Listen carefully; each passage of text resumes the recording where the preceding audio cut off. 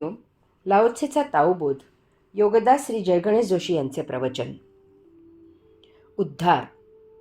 Laozi ओवीत पुढे प्रश्न विचारतो की जरी दुर्जन लोक असले तरी त्यांचा अस्वीकार का करावा. अर्थातच लाओत्सेच्या या प्रश्नात त्याला अपेक्षित उत्तर काय असावे ते त्याने स्वतःच सूचित केले आहे. लाओत्से येथे सामाजिक कार्य करू इच्छितो, अर्थातच तुमच्या आमच्या माध्यमामधून. लाओत्से मानवतावादी होता हे यावरून दिसून येते. इसवी सन पूर्व अशा त्याच्या वेळच्या काळाचा विचार करता हे फार मोठे कार्य करायला तो प्रोत्साहित करत आहे.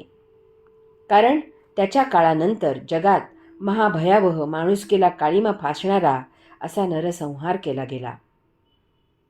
Napoleon, Hitler, Mussolini, Nadir Shah, Lenin, क्रिश्चेव, माओ, अलीकडे लादेन अशी किती नावे घ्यावीत. अशा अनेक नराधमांनी लक्षावधी माणसे ठार मारली. अर्थातच हे सर्व समाजाचे, राष्ट्राचे, जगाचे शत्रू होते. अशा नराधमांनी जर साधू, संत, संन्यासी, योगी यांच्याकडून लाओत्सेचे विचार ऐकले असते तर त्यांना कदाचित काही उपरती झाली असती. हा अमानुष असा नरसंहार कदाचित टळला असता. जग एका वेगळ्या उंबरठ्यावर आरूढ झाले असते. असत्य हे नेहमी सत्याच्या आधारावर केले जाते. अमानुषपणा हा सदा माणुसकीच्या पायावरच केला जातो. भौतिकाला अध्यात्माचा टेकू दिला जातो. याचा अर्थ दुर्जन लोक सरळ वाईट कार्य करत नाहीत. ते त्या वाईटाला चांगल्याचा मुखवटा घालतात आणि मगच ते वाईट कृत्य करतात. यावरून असे दिसते की दुर्जन हा मूलतः रक्तमांसाने भिनलेला दुर्जनच नसतो. दुर्जनपणा त्याच्यात बाहेरून आत गेलेला असतो. अर्थातच या बाह्य भाग नष्ट केला जाऊ शकतो, त्याचे ऑपरेशन होऊ शकते. लाओत्सेला येथे हा प्रश्न उपस्थित करून असे सांगायचे आहे की जगात दुर्जन आहेत, जगात वाईट लोक आहेत हे मान्य आहे, परंतु याचा अर्थ ते जन्मजात दुर्जन किंवा वाईट म्हणून या जगात आलेले नाहीत. काही कारणाने ते प्रसंगानुरूप निराळे वागायला शिकले आणि त्यांच्यावर समाजाकडून दुर्जन, वाईट असा शिक्का मारला गेला. हा शिक्का कायम करता त्यांच्यावर उमटवण्यापेक्षा त्यांना योग्य त्या प्रवाहात आणून त्यांनाही एक सुंदर जीवन जगायला प्रोत्साहित करावे. अनेक जण उत्तम चरित्र असलेल्या आदर्श लोकांचेच निरीक्षण करून सज्जनपणे वर्तणूक करत आहेत. अशांच्या सहवासात दुर्जन, वाईट लोक आले तर त्यांच्यावर त्यांचा चांगला परिणाम होतो आणि तेही सुधारायला उद्युक्त होतात. त्यांनाही सर्वसामान्य जीवन जगण्याची ओढ असते. अनेक दुर्जन देवालयात पूजा करत असतात, नमस्कार करत असतात, आदर्श लोकांना मान देत असतात. हे सर्व मनापासून असते. याचा अर्थ अशांच्यात आत कुठेतरी माणुसकी असते, मानवतेचा ओलावा शिल्लक असतो. चांगले काय आणि वाईट काय याचा पाचपोच त्यांनाही असतो. अशांना योग्य संधी द्यावी.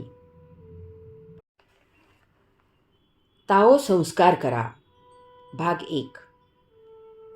लाओत्से ओवीत पुढे सांगतो की म्हणून सम्राटाच्या राज्याभिषेकाच्या वेळी, 3 मंत्र्यांच्या शपथविधीचे वेळी त्यांना अभिनंदनपर शुभेच्छा म्हणून हिरा आणि घोड्यांची चौकडी पाठवण्याऐवजी शुभेच्छा म्हणून ताओ तत्त्वज्ञानाचा संग्रह पाठवावा.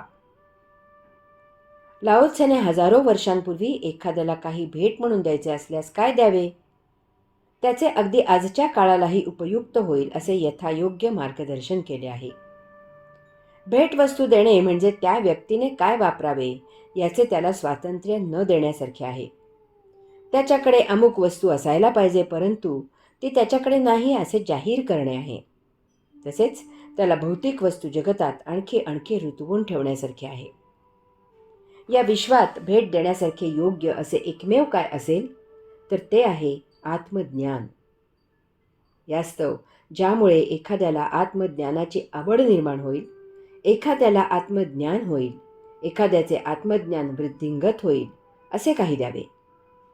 अनेक वेळेला साधक म्हणतात की गुरुजी, आम्हाला तुमचे पुस्तक किंवा ध्वनिफीत भेट म्हणून द्यायची असते, परंतु त्याची आवड त्या व्यक्तीला हवी ना.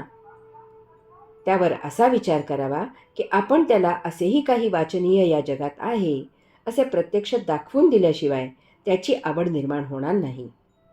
केव्हा तरी हे पुस्तक किंवा ती ध्वनिफीत पाहून हे आहे तरी काय ते पाहावे, ऐकावे अशी त्याला बुद्धी व्हायची शक्यता आहे.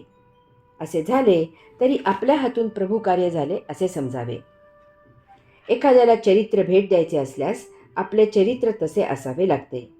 परंतु आपणच जर मुलांसमोर धूम्रपान करत असू, दारू पित असू, नको त्या सिरियल्स पाहत असू, नको ती पुस्तके वाचत असू, नको तेथे जात असू, नको ती भाषा वापरत असू, तर त्याचे निरीक्षण करून त्याचे संस्कार करून घेणाऱ्या मुलांचा यात दोष नक्की नाही. हा सर्वस्वी आपलाच गुन्हा आहे. प्रत्येक पिढी ही मागच्या पिढीपेक्षा महाहुशार आहे. त्यांचे सर्वत्र फार बारकाईने लक्ष असते. ते संस्कार करून घ्यायचे वय असते. कारण स्वतंत्र बुद्धी अजून विकसित झालेली नसते. काय करावे आणि काय करू नये हे स्वतःला समजत नसते. त्यामुळे स्वाभाविकच ते त्यांच्या दृष्टीने मोठा असलेल्याचेच अनुकरण करतात. तुम्ही जे करता तेच ते करत असल्यामुळे तुम्ही त्यांना विरोधही करू शकत नाही. यास्तव आपण स्वतः असेच काही करावे की त्याचे कोणी अनुकरण केले तर त्याला आपल्याला प्रोत्साहन देता येईल. लाओ त्से म्हणतो की उत्तम वचने बाजारात विकली जातात. खानदानी व्यक्तिमत्व नैसर्गिकपणे उपजत सादर होते. जे उत्कृष्ट असते ते लोक घेतात, त्याची प्रशंसा करतात, त्याचा मान राखतात, त्याचा आदर करतात. आपल्याला समाजात वावर करायचा असतो. यास्तव आपले वर्तन कसे असावे त्याचा विचार करावा. हरि ओम.